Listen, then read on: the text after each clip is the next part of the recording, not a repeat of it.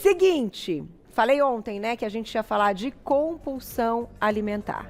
Gente, o assunto é sério, o assunto é importantíssimo. No pós-pandemia, pós-Covid, piorou, né? Porque as pessoas desenvolveram uma série de outras compulsões e, claro, que acaba sendo como é que eu vou colocar? A mais disponível, né, do nosso prazer imediato, a questão da alimentação. E aí, a gente precisa falar sobre isso, então trouxemos a nutricionista Sophie Deren, falei certo? Certinho, Muito Sophie, obrigada. Bem-vinda. Muito obrigada pelo convite, um prazer estar aqui. Conhecê-la. E é bem isso, né? E se torna preocupante porque, bom, falamos agora há pouco na questão de diabetes que o Brasil ocupa aí o 5º lugar no mundo. Pré-diabéticos a gente nem consegue saber. Exatamente, vai piorar. E piorou. Vai piorar, porque eles estimam que 45% dos casos não são diagnosticados. Porque as pessoas quando buscam ajuda já está instalado, isso, né? Então, gente, o negócio é o seguinte, envolve, claro, questão de diabetes, pré-diabetes, problemas metabólicos, porque a compulsão alimentar é uma coisa muito séria, né? Muito, é uma doença psiquiátrica, né? E a palavra compulsão está usada meio que em todos os lugares e às vezes não do jeito certo. Então, realmente eu agradeço essa oportunidade de falar para deixar as coisas mais claras sobre esse transtorno da alimentação. Então, doutora, vamos lá. Como um paciente, então uma pessoa, consegue perceber que ele está com uma compulsão alimentar? O que vai ditar que o quadro realmente é de compulsão? É a questão da frequência, é a questão da quantidade dos alimentos ou é tudo isso? Excelente pergunta, porque o paciente, em geral, ele vai chegar dizendo, eu tenho compulsão, doutora Sophie. Aí a gente conversa para saber como é essa sensação de compulsão, porque muitos pacientes acham que eles têm perda de controle, eles têm exageros, e não é compulsão. A compulsão ela tem uma definição científica, que é de comer num espaço curto, até 2 horas, uma quantidade muito maior do que uma outra pessoa na mesma situação. Entendi. Tem uma questão de quantidade. Tem também uma questão de sensação de perda de controle. Mas você vê, só a sensação de perda de controle não indica compulsão, porque tem a questão da quantidade. Ou seja, é muito importante perguntar como acontece essa compulsão. E a terceira, talvez um terceiro ponto muito importante para quem nos escuta, é o comer escondido. Porque dentro da compulsão alimentar tem esse quadro de se esconder para comer. Até o próprio paciente pode dizer assim, eu me escondo de mim. Entendi. E por isso que você vê que é um quadro bem de doença mesmo, que precisa de um diagnóstico de um psiquiatra e depois de um atendimento multidisciplinar, nutrição e psicologia. Doutora, então eu te pergunto, a compulsão alimentar normalmente, ou ela pode vir associada a outras questões, então, anorexia, bulimia, enfim, né? A pessoa ter lá os momentos, depois, enfim, na questão da bulimia é muito comum. Hoje, o que você tem notado? Porque estava eu lendo a respeito dessa questão da anorexia, que é um assunto muito sério, e a meninada tá num momento, eu digo meninada assim, ó, adolescentes. E homens também. Homens, mulheres, que eu acho que o número acaba sendo um pouco maior, nesta faixa etária da adolescência. Então, a compulsão, bulimia e anorexia associado. Isso está acontecendo, de fato? Está acontecendo e está aumentando. Eu chamo isso de epidemia silenciosa, porque não se fala muito sobre esses quadros e até às vezes as meninadas, elas vão receber elogios. Ah, você tá bonita, você emagreceu, que legal. Só que a menina está vomitando. Ela está com um quadro de transtorno. Então, dentro dos transtornos que a gente atende no Ambulim, que é um ambulatório de transtorno alimentar, na Faculdade de Medicina, anorexia, bulimia e compulsão alimentar, porque pode existir o quadro da compulsão sem bulimia. Tá. E a diferença é justamente essa busca de compensação. Tá. Né? Mas existe também, na anorexia, o quadro da compulsão. E ninguém acredita, mas acontece. E a gente chama isso de anorexia purgativa, né? O que é interessante, talvez, falar é que quase todos esses quadros, eles têm como gatilho a restrição. Entendi. Eles têm como gatilho a dieta. Exatamente. O fato que a própria pessoa não respeita ou até não sente mais a fome, a vontade de comer. Então, vive de restrição e de compulsão. Restrição, compulsão. Entendi. E é muito sério, gente. É muito sério e saber, é interessante, Carol, entender que tem predisposição genética. Ou seja, tem? Não é a sua escolha. Não é você que escolhe. Pode cair como uma doença, na realidade, em você. E a predisposição genética, o meu objetivo de pesquisa, a predisposição genética no transtorno alimentar é real. E o gatilho vai ser a restrição. Então, por isso que eu sou defensora de não fazer restrições.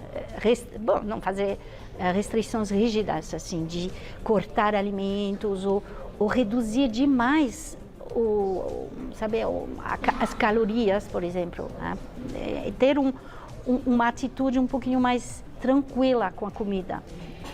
E o que eu ia te perguntar dentro desse assunto também é como, então, hoje, cuidar dessa paciente, tratar essa paciente que tem a compulsão, mas que precisa perder peso e que, no fundo, tem algumas questões que, para perda de peso, precisam acontecer. Como é que a gente junta esse valor? Porque eu acho que a questão da compulsão é algo extremamente sério, porque em algum momento isso vai causar outros problemas e a gente tem visto muito suicídio também nessa faixa etária dos adolescentes, que era um outro assunto que eu queria trazer para o nosso papo. E os gatilhos podem se misturar, né, nessa questão, e até com o uso frequente das mídias, das redes sociais, do que a gente tem visto ali e tal. E eu sei da minha responsabilidade aqui como apresentadora deste conteúdo, por isso que eu sempre volto e digo que eu levanto a bandeira da atividade física antes de tudo. Queria que você contasse como hoje, então, as mães que estão nos assistindo e até adultas que têm, né, que já têm uma maturidade para entender que estão num quadro como esse, começam a tratar, mas vão ter qualidade de vida, vão conseguir, de repente, ter uma relação com o espelho que gostaria. Essa relação com o espelho, ela é muito interessante trabalhar, mas ela demora, porque é muito profundo, né? O que a gente recomenda é, se tem um quadro de compulsão alimentar, busca ajuda. Tá, primeira coisa. E tanto faz o peso, porque você vai precisar de um atendimento especializado. Se você vai num terapeuta que não entende da compulsão, provavelmente vai falar, vou te passar uma dieta para você emagrecer, é só não comprar chocolate, é só ficar no foco, força e fé, naquele controle. Entendi. E isso pode acentuar as crises de compulsão. Então, se tiver um quadro de compulsão, primeira coisa, buscar ajuda. Tratar a compulsão. Tratar a compulsão. O peso vai ser consequência. Tá? Quando o paciente não tem mais compulsão, ele vai entrar num comer melhor, mais tranquilo e acabar comendo menos, por consequência.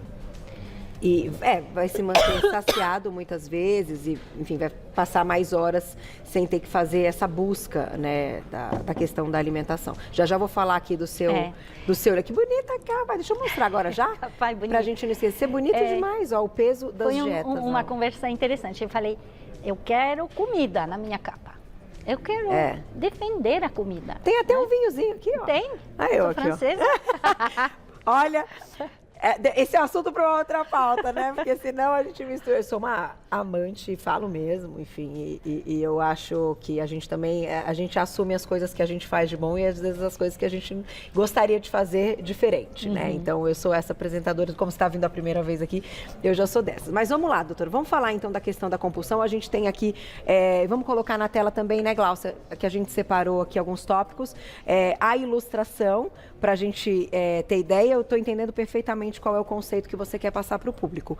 O fato de você não vai precisar parar de comer, você vai só entender a quantidade daquilo e aquilo vai te dar o prazer. Mesmo que seja algo, não é tão saudável assim, mas antes você estava fazendo essa escolha e você vai passar a fazer essa.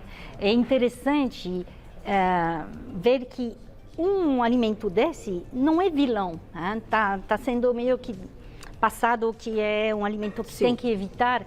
Só de pensar que tem que evitar, você vai ter mais vontade. Entendi. Então, é interessante pensar assim, eu tenho permissão de comer. Agora, eu vou comer num momento legal, que eu vou colocar um ritual, vou sentar, eu vou saborear. E quando a gente tem essa atitude frente aos alimentos, a gente fica muito mais tranquilo. Sim, concordo. Agora, essa quantidade, você vê, Carol, não é uma quantidade que uma pessoa, vamos dizer, que não tem compulsão, poderia comer de uma vez. Concorda? Sem dúvida. Por isso, dentro da compulsão tem esse aspecto da quantidade. E realmente a gente vê compulsões onde entra muito mais do que isso. A pessoa perde controle e come. É diferente de um exagero. O que seria um exagero, se você me permite? Seria comer exagero geralmente acontece depois de, eu não posso comer, não deveria comer, quer saber, vou comer. E entrar no, eu perdi meu dia, então vou fazer uma despedida. Então vou comer outro. Vou comer mais um e mais um. Entendi. Mas você vai comer, vamos dizer, 2 ou 3. Isso é exagero. Entendi. Isso é o normal do ser humano, tá? Quando tem restrição, vai ter exagero. Agora, o gatilho da compulsão é muito mais grave, porque a quantidade é muito maior. É muito maior.